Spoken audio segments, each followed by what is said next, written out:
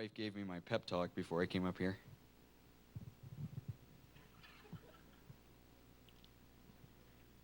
Good job, honey. That's what a good wife does. We'll see if it took. So, I need to frame this message before I start. I don't view myself as a heavily evangelistic person. I've always felt that my personality goes more towards a quote from St. Francis of Assisi that says, preach the gospel at all times, and if you must, use words. Clearly, I'm paraphrasing. I've always felt that my actions were more powerful than the words that I say.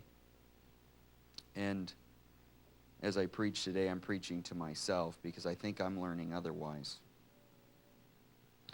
So, this message is on preparation. Now, Pfeiffer, when I say preparation, you think of what?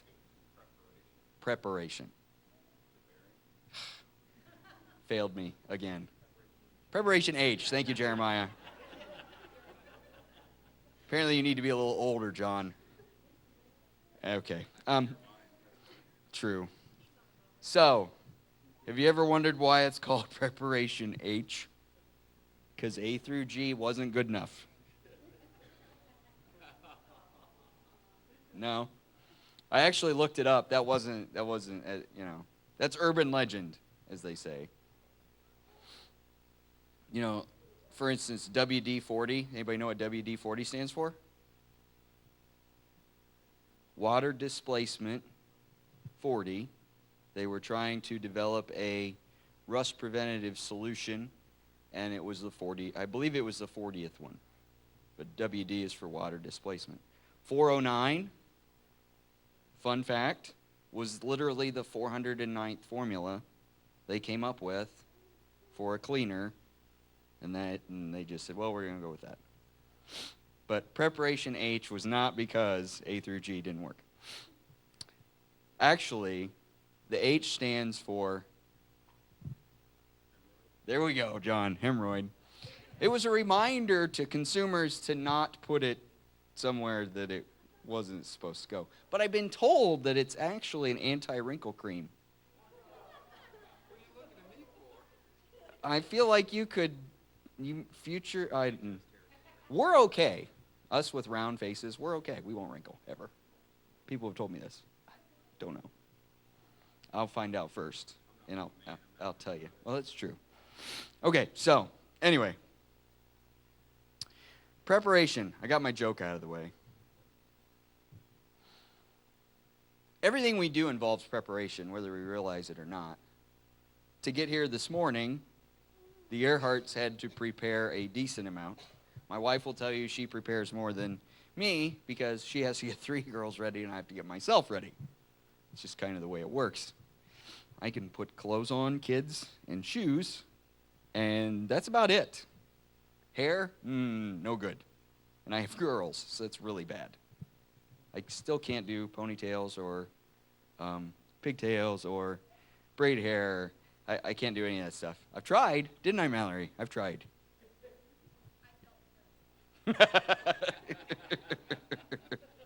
At least she's truthful. All right, so I am more well-versed in preparing in other ways.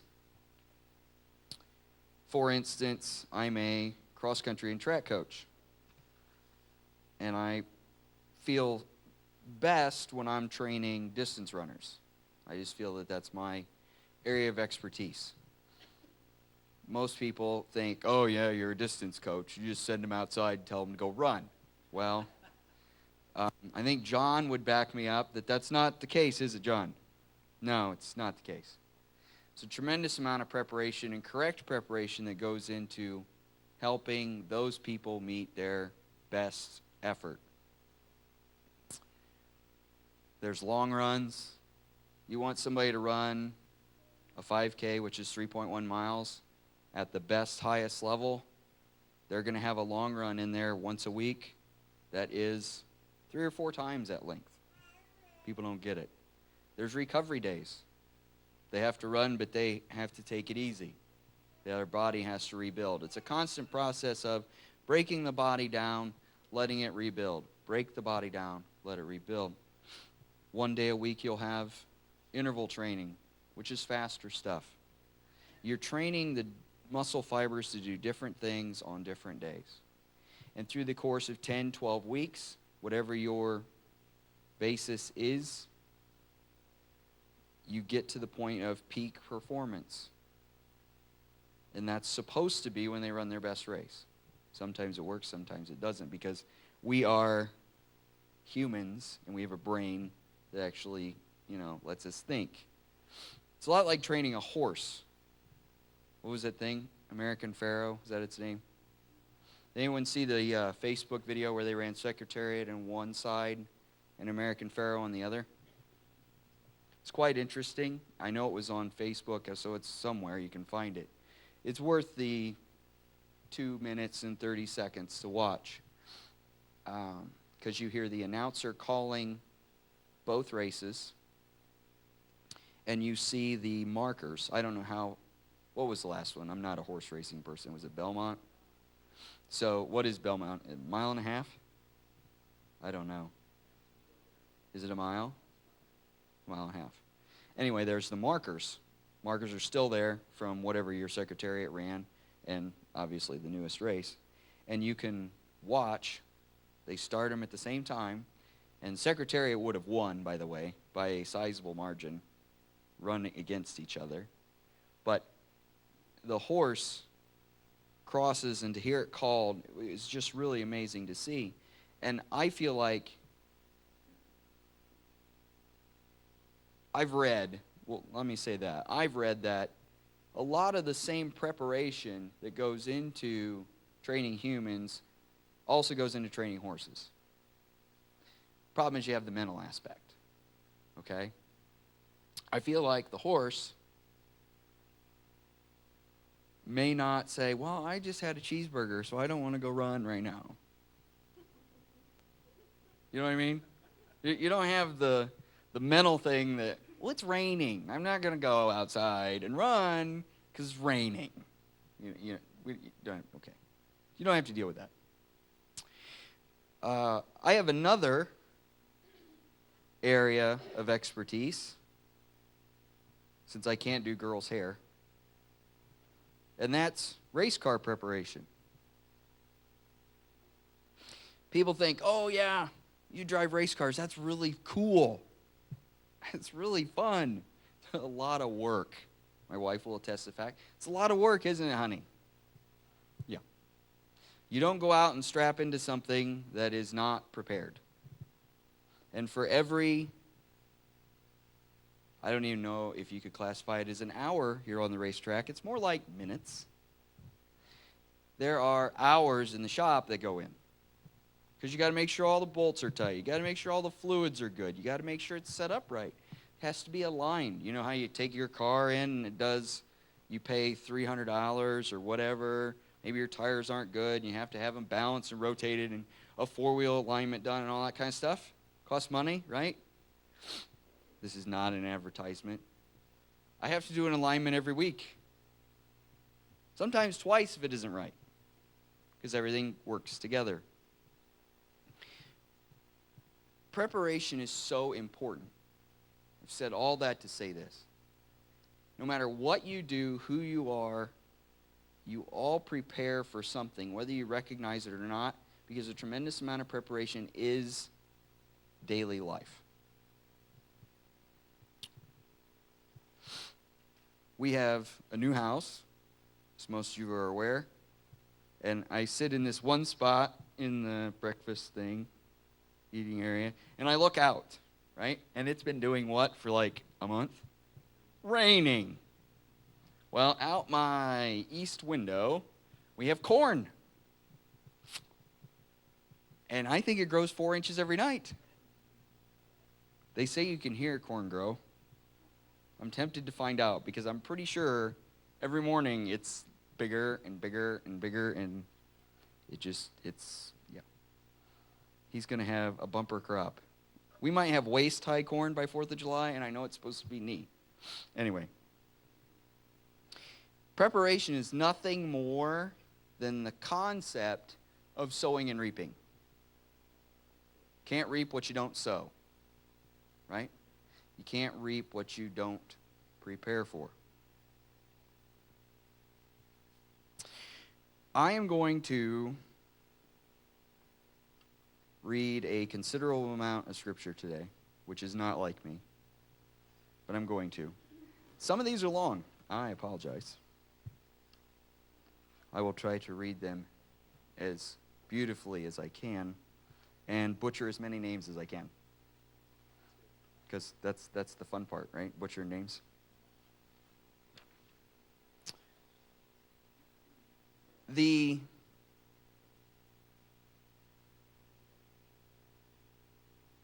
In some small way, they are all regarding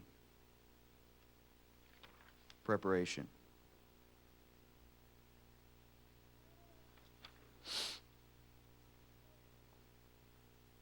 Proverbs 21:31. The horse is made ready for the day of battle, but the victory belongs to the Lord. Think about that for a moment. Horse is made ready for the day of battle. What happens if you ride into battle on a horse that's not prepared? He's going to run away. Fight or flight. Imagine the amount of training that goes into a horse to not flee in battle. That's pretty tremendous.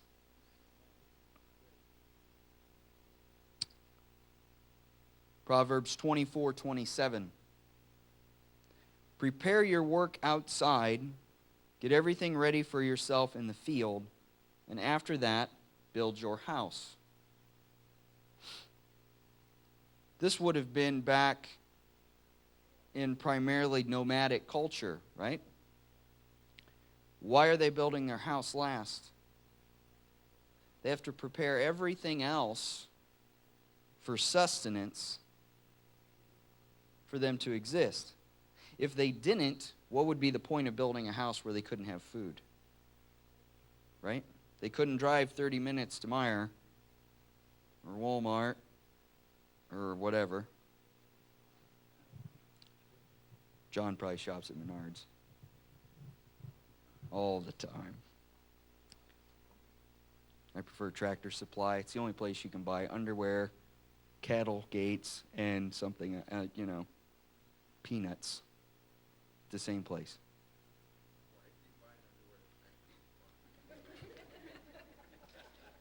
Don't be hating on me, John.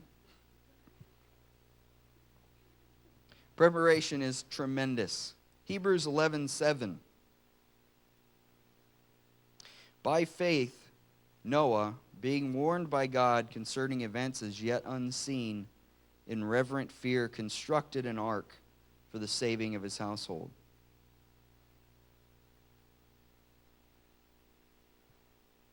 You've all read about Noah. Can you imagine that? It's going to rain. It's really going to rain, Noah. It's going to rain. What do you want me to do? Build an ark. And it's this big. That's enormous, Lord. Yeah, I know. Build it anyway.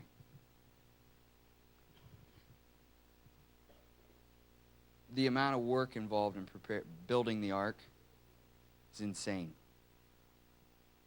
So many things that we do that we may recognize involve preparation.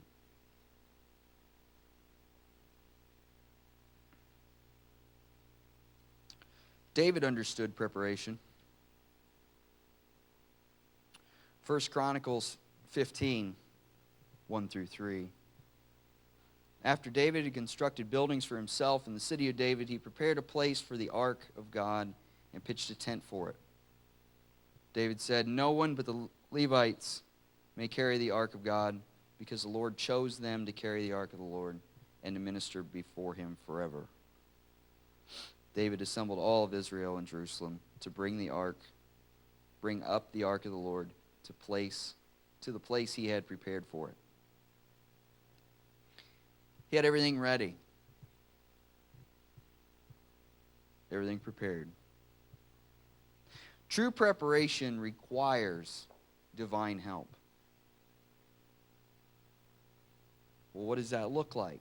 I think it looks like prayer. Prayer is so important in all the decisions that we make. I know I don't do it enough. I should do it a lot more. I've been told that Jeremiah prays before he orders a Taco Bell, which is probably a really good idea. Because, let's be honest, Taco Bell's a little sketchy.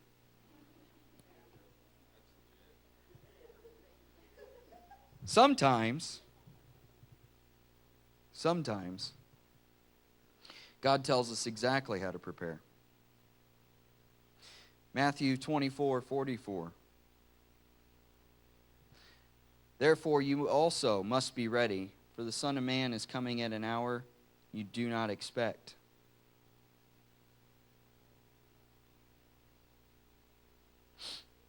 How much preparation did Jesus put in for us? I think he put in a lot.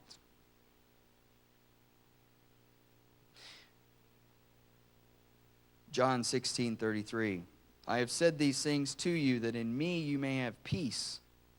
In the world you will have tribulation, but take heart, I have overcome the world. One of the hallmarks of good preparation is vigilance. Not only was Jesus the Son of God, pure and spotless, he came here, lived as us, and did not sin.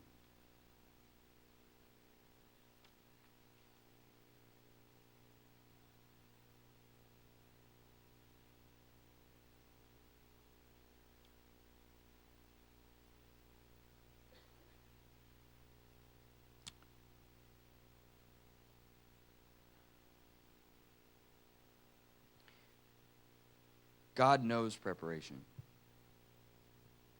He values it extremely.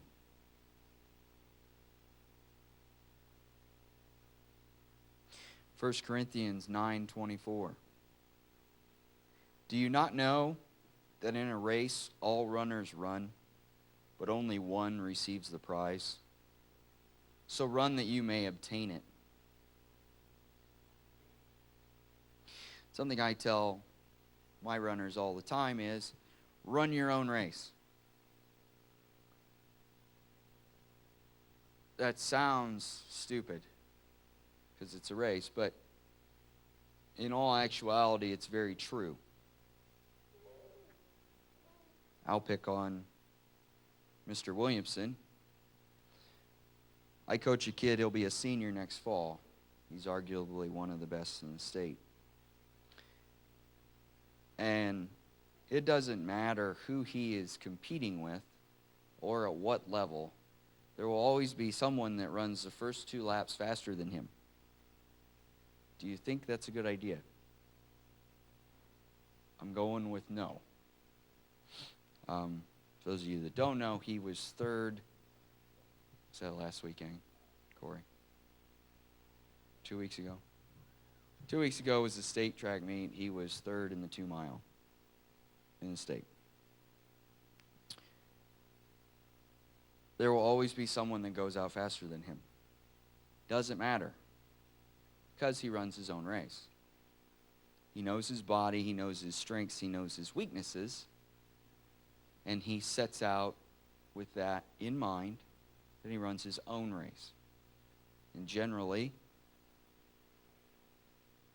he has a good outcome. And it's important for us, too, to run our own race, because we all have strengths and weaknesses, and they're all different.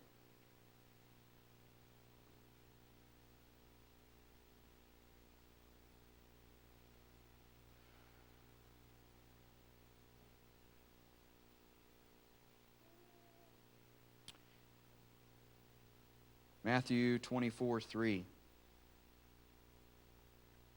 I'll paraphrase a little bit. As Jesus said on the Mount of Olives, the disciples came to him privately, saying, "Tell us when these things be, and what will be the sign of your coming and the close of the age." The disciples didn't know what was going to happen. They didn't realize that Jesus had prepared them for what was going to happen. They didn't know they were about to lose someone they loved and then get him back. He told them a bunch of times what was going to happen.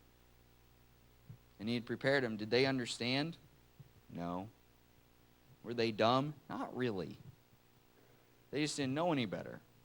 No one had ever done it before. Many of us have been prepared for things that we didn't see coming. Or is that backwards? Do the unexpected things that happen actually prepare us for the future?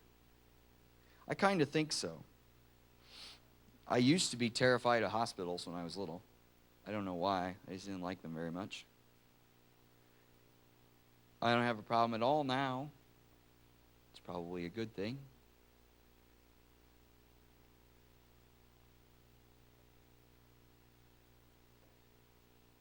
I intend on being very, very short this morning,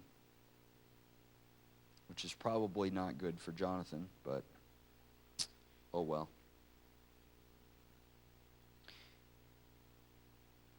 When I started, I said I had to frame it within something. I had a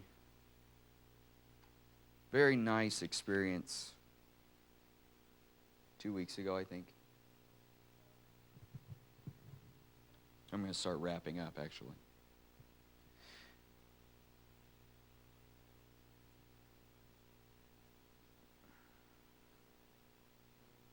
Gentleman who is, I think he's 24 now.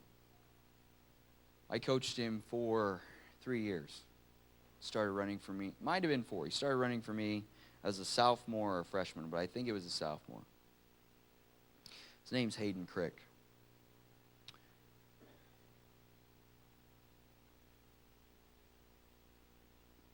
I feel very, very strongly that I have been given an opportunity with the athletes that I coach to be more than just their coach. When I started, I said I don't see myself as a evangelistic personality. I don't. But I can tell you that I think my actions say otherwise. Hayden came to me like a lot of them do. He was a very talented athlete. He listened, very coachable, good, respectable kid. There were some other boys his age that 3 or 4 of them and myself, we just became very close. I'm not exactly sure how, but it just did. And to this day, if any of them called me and needed me, I would go. But Hayden was one of those, and maybe the most. I probably have spent more time with Hayden than any of the others. Sunday afternoon runs, just getting together with them, going. I still run with him on occasion. But what made Hayden special is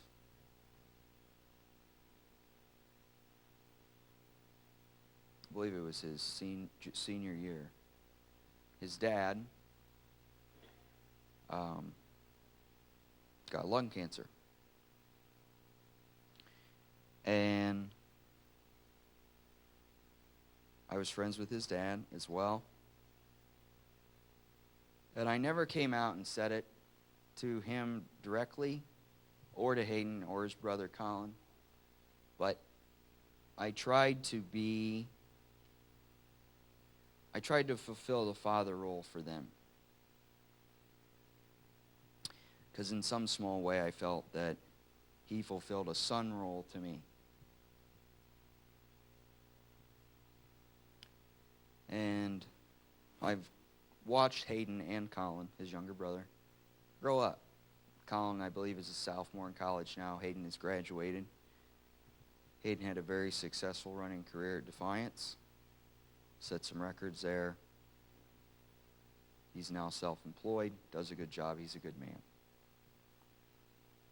And people see you as a coach and your athlete, and they see that in the public eye, and they don't know what happens. I mean, I don't have the same bond with all athletes, but I have a bond with this guy. He's not a kid anymore. I almost called him a kid. But I tried to fulfill that father role for him. We never really talked about it, but I always felt he felt the same. And a couple Sundays ago, a few weeks ago, Hayden called me and he said, "Hey, I'm going to be baptized. I was baptized as a kid, but I want to get baptized again because I knew he'd been helping out with the youth group at Woodburn Missionary Church, Woodburn, Indiana. He said, I'd like you to come because they have people pray for them before they get dunked. And I said, okay, I don't have to come and like hold you under till the bubbles stop. And he said, no, that probably wouldn't be a good idea anyway. And I said, okay, I really don't want to get wet, you know. So I agreed to go pray for him. Well, what I didn't know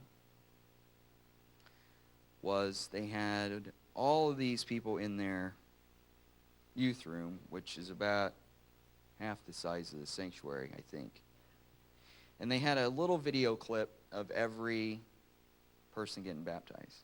And they asked them a couple questions, and I cannot remember what they are right now. And at the end, they would say, the one question I do remember, they would say, who's going to pray for you? And he would respond. And then they would give a microphone to whoever was going to pray.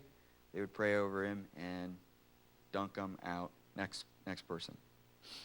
And it was really, really cool. Well, I don't know how many in line Hayden was, but I'm sitting there, and I'm sitting with his mom and his two brothers, and all I'm thinking is, don't make me cry, Hayden. Don't make me cry, Hayden. Don't make me cry, Hayden. So Hayden's video comes up, and Hayden starts talking, and I'm like, wow, this guy is just really amazing. You know, I'm just really proud of him. And he says, they say, who's going to pray for you? And he starts crying on film. And I'm like, I hate you, kid. As I want to cry right now.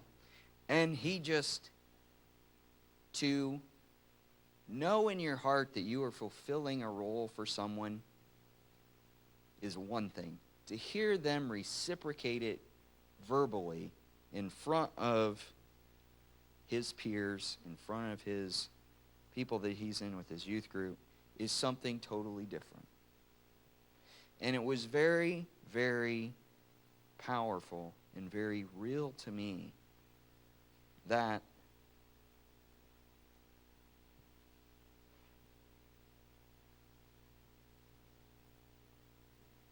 I'm not just training people, that I am actually doing something more. And I mean, I've mentored Hayden, and I will continue to mentor Hayden because Hayden is now a cross-country and track coach at Paulding, and he does a darn good job. And I know him and I will be friends for a very long time. And I'm not taking credit for his actions, but it was just so powerful.